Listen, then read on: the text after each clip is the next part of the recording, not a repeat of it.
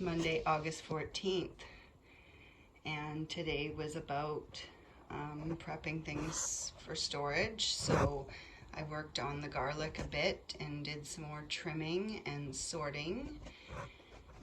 And there's a few onions back there. Our onions were harvested last week sometime. Some fairly nice ones, some a bit smaller. There is one variety, the Boratana one.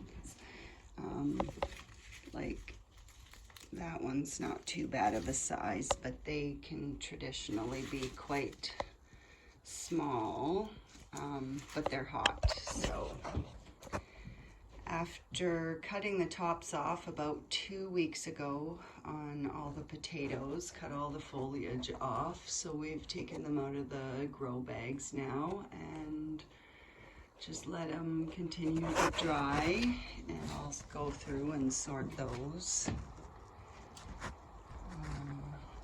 The tree cabbage and the fall carrots coming along, not too bad. This is actually the rest of the garlic.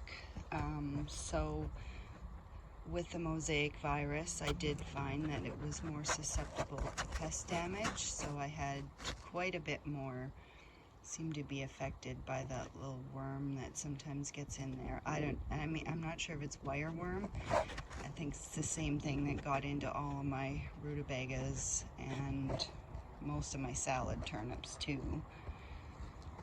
Our amazing little pepper here. So this is a black Hungarian. Earlier in the year, it had some damage from a cutworm where it almost ate through the stem there and ate most of the leaves. But yeah, there's some not bad peppers on them. And we tried one of our first ones out of there the other day, and we're quite pleased with the taste. So they're very mild raw, but once I put a little heat to it, it was pretty good. Some of my little peppers that will be in the salad tonight, and a few more on the go. It was a disappointment that they didn't germinate early enough to get a good crop off those, because last year they were producing early and they kept producing for a while. That's the other black Hungarian pepper. Since the last update, I've done a cover crop of brown mustard on the garlic, and although it doesn't look well turned under, I sowed quite heavily, so there's quite a bit under there. This is just drying beans, hopefully on their way to being dry. The peas were mostly done, but I left them up for a bit of shade protection, and they were trying to make a comeback. And we've been able to start harvesting carrots out of this bed, which was my first sowing. Down this row there's more carrots hidden in there, and the green beans, which, I mean, you know what it's like once you've got beans going, you've got beans for days. Yellow beans for days with some carrots hidden in there, and a few more carrots. Had to pull all the lettuce because it got blown in the heat, and the chickens who aren't supposed to be in the beds. This is one of my little purple sprouting broccoli, the variety that I really liked, and this is some kind of winter variety, although they've been chomped a bit. Brussels sprouts starting to sprout, so excited about that. Those two on the end are doing better. These two were starting, but not quite there yet. And yeah, some corn that's looking not too bad developed, so it'll be interesting to see how germination was once we're able to get into that. And yeah, there's a few spaghetti squash, I don't know if I can find them, that didn't go missing, and some on the other end. That's mostly for the chickens, although I will eat a spaghetti squash. Sunflower. So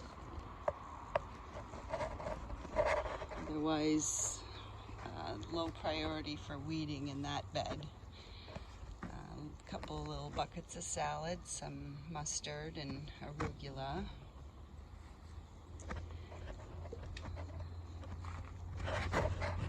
Really happy with the Amish paste still. Some are just starting to turn, but yeah, they are fairly large. I saw a critter, one down, not sure how many to go, but yeah, one of the smaller ones. This is another one of the ginormous, like that. It's gonna take me no time at all to get what I need out here for canning this year, so I suspect, well, I shouldn't jinx it, I'll actually can tomato sauce this year. Peppers slowly picking along back there. Just now, yeah, cherries are starting to pop, cherry tomatoes, so we've been able to start eating those, so we're happy about that. I like to go for the tomato jungle look, so it doesn't seem like it, but these are fairly heavily pruned. This is Black Opal, pretty tasty variety. And these are some kind of mini plums. Haven't been able to try those quite yet. Just a little salad tomato, but one is on the verge of splitting. Cucumbers, finally starting to get a few cukes after the longest wait, but I don't know. I'm not sure if I said I might have to try a plant outdoors next year just to see what the difference is. I think with the heat, it was just too much for them in here. And herbs that are lost in the fray. Potato bags. I've moved one of those purple sprouting broccoli into a bag just to see if I'll be able to maintain that into the fall. This planter's not too bad, and the sweet peas have been an absolute delight, so it's probably the only thing I have that I've been able to cut. And the chard, and a few little lettuces in here that hopefully it looks like the naughty chickens were in there. 2 of these purple sprouting left. The third one did finally produce something and then immediately just went to seed, so not recommending summer peacock as a variety.